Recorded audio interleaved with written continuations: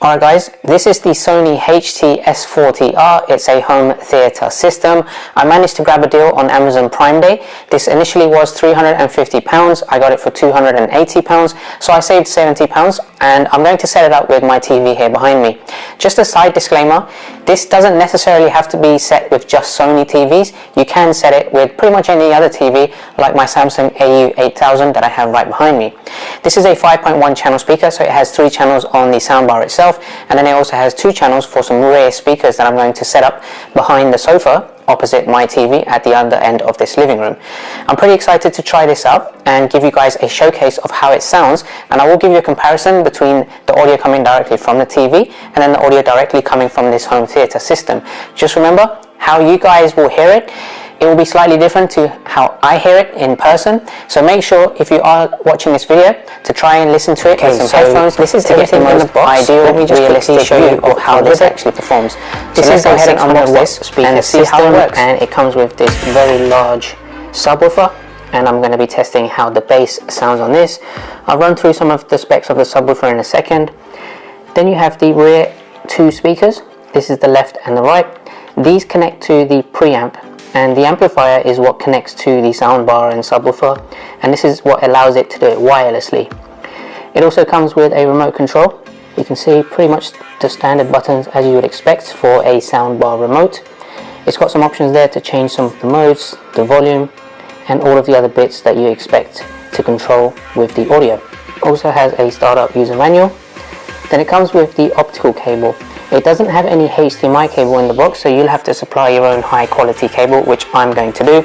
I always prefer using HDMI going into the eARC HDMI port on my TV, just so that I can use that to control the audio from the TV and the soundbar at the exact same time. This is the soundbar itself. You can see it's split into these 3 different mesh sections, each for the left, center and right speakers. One thing that differentiates this soundbar to traditional soundbars is it doesn't have the digital display right there in the center of the soundbar. This actually happens on the subwoofer itself, so the soundbar is completely minimal. Now you'll notice here at the back of the soundbar there isn't any ports. There's some holes here if you wanted to fix this to a wall, so you have the wall mounting screw holes there on the left and the right of the soundbar, and then the only thing you have are these cables to connect to the subwoofer. So you've got color coded here. Let's move to the back of the subwoofer. So just at the top you have your analog input, the HDMI out for the TV ARC, which I'm going to be using. Then you have the optical port there as well. These are the ports for the soundbar to connect to, like I showed you, the color coding ones, front, center and left. Then you have your power port there at the bottom. And then on the top of the subwoofer you actually have touch controls. You have the power button there, you have the menu button to change the modes, the Bluetooth button, then you have the plus and minus buttons to change the volume.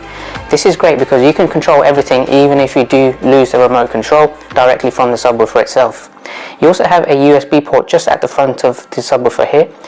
This is if you wanted to play music directly from a USB drive, but personally for me, I don't think anyone is doing that nowadays, and I don't see the point of that anymore. So apart from that, I don't think you can use this for anything else. So for me personally, the USB port is pretty pointless. Okay, everything is now connected. I've got the subwoofer just there next to my TV stand. There's the soundbar. It sits flush right in the middle of the TV. If you just see there. Looks perfect, very clean and very minimal design. Now let's go ahead and turn on the subwoofer and show you where the digital display is, because right now you won't be able to see it. It's actually hidden. Okay, let's go ahead and turn this on. You get the blue LED indicator, and there is the digital display. It hides behind an invisible screen, so once it turns on you'll see TV. That is the input that's connected. If you did want to change the input, you can press the input button just there at the top, but essentially this is where you'll be able to see all of the controls. So if I change the volume, it goes up pretty high as well, and it does sound pretty great. So this is where everything is displayed. Now let's take a look at the rear speakers. So this is the sofa at the back of my living room, and you'll see I've wall mounted the rear left and right speakers. So let's go and take a closer look. And the great thing about these is they paired out of the box. I've got the preamp here next to the left hand speaker, and I didn't need to do any connections. I didn't need to press any of the pairing buttons or anything like that. The green light indicator showcases that it has connected directly to the subwoofer and soundbar, and pretty much I was instantly hearing audio coming directly from this. So it's very easy to wall mount, and it sounds absolutely great. And I've got the right one just over here as well. Just a side disclaimer, the rear speakers do not provide continuous sound if that's something that you were expecting. The rear channels are only used for background audio that comes from that direction specifically. So vocals and music, they come from the soundbar, the bass comes from the subwoofer, and things like a car passing by or some background chatter from, you know, people in a restaurant or something, that will come from the rear speakers only. And that's what actually will give you the most immersive cinematic audio experience, because it feels like you're in the middle of the action. Okay, let's do an audio test. Currently, the subwoofer and the soundbar, they are completely off, so the sound you're going to be hearing is coming directly from the TV, and the volume will be set to 20. This is the average volume that I have when I watch anything, and I want to give you guys a side-by-side comparison on how big of a difference the audio makes when I switch on the Sony S40R. Make sure to have your headphones in, because it will be quite hard to distinguish just from hearing it from a YouTube video, but this will give you an idea of the clarity of audio when you do have a speaker system like this, even though you may not hear the surround sound speakers from the rear speakers behind the camera.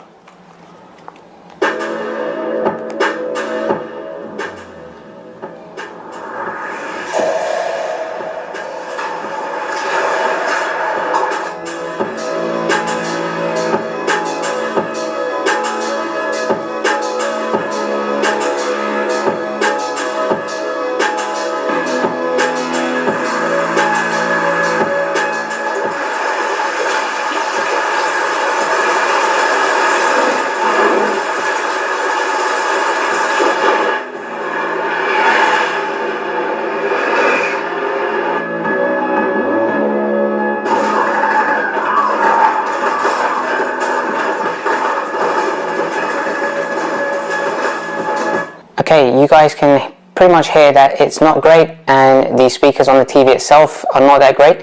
What I'm going to do is play this back from the start and turn on the soundbar and showcase to you guys the difference it makes. So let's take a look.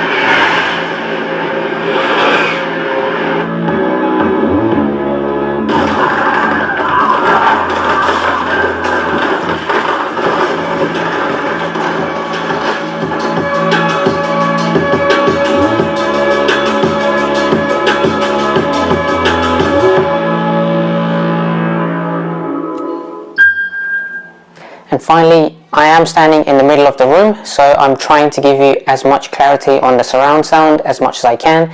This is one final video that I wanted to showcase to you that does perform the surround sound very well, and hopefully you guys can hear the clarity in this demo.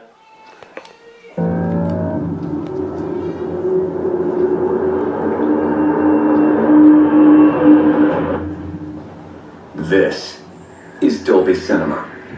It's where the most advanced cinematic technology you've ever experienced begins. This is Dolby Atmos. The number of speakers around you no longer matters, because this is the world's first object-based cinematic audio. With powerful moving audio that transcends from channels to moving around you with pinpoint accuracy.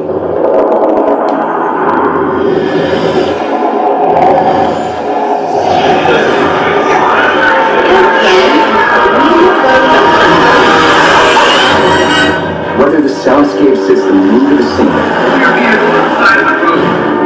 Whoa! Is this place? Come on, you guys, let's go! Or captures the full extent Do you want to know my secret? of nature's fury.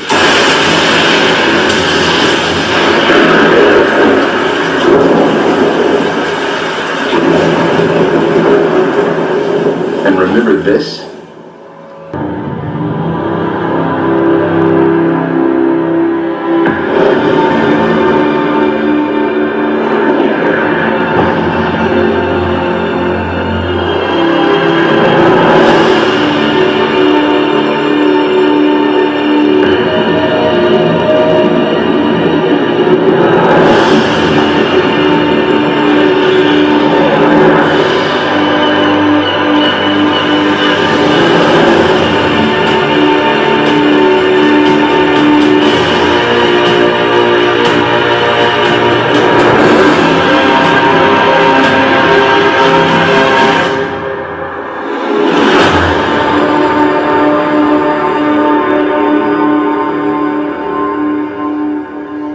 Okay, so hopefully you found that audio demo really useful and it gave you clarity on how great this sounds. Probably for me, it's one of the best soundbars I've ever had.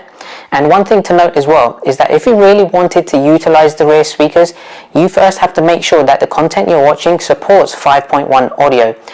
Here's an example on Netflix. For example, if you're browsing all of your on-demand apps, you should see the 5.1 logo here, and that should give you indication that whatever movie or TV show you're going to watch supports speaker setups that have 5 channels like this one does.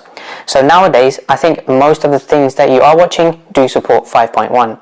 Personally, I think the room-filling sound with this home speaker system is great, and it does a much better job than some of the cheaper soundbar subwoofer sets that cost less than £100, and there's plenty of them on Amazon if you do take a look. So is this worth the price?